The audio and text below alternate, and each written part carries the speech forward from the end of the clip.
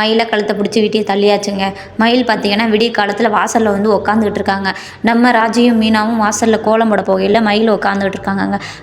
அக்கா அழுகாதீங்க அப்படிங்கிற மாதிரி வந்து மயிலை வந்து ராஜுவும் மீனாவும் சமாதானப்படுத்தையில், அத்தை நீங்கள் வீட்டில் சேர்க்குற வரைக்கும் நான் அந்த வாசலை விட்டு எங்கேயும் போக மாட்டேன் அப்படின்னு சொல்லிட்டு வாசல்லே உட்காந்துக்கிட்டு இருக்காங்க.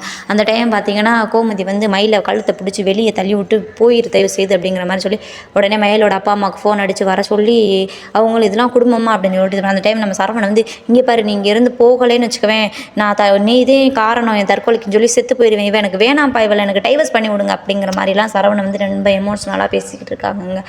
ஏங்க அவங்கள மன்னிச்சு ஏற்றுக்கிறலாம்ல, இப்படிலாம் பண்ண வேண்டிய அவசியம் இல்லை, தப்பு தான் அவங்க பண்ணது, இருந்தாலும் ரொம்ப ஒரு ஹார்ஸாலாம் நடந்து கொஞ்சம் நாள் சேர்ந்து பிரிஞ்சு இருந்துட்டு கூட சேர்ந்துருக்கலாம்.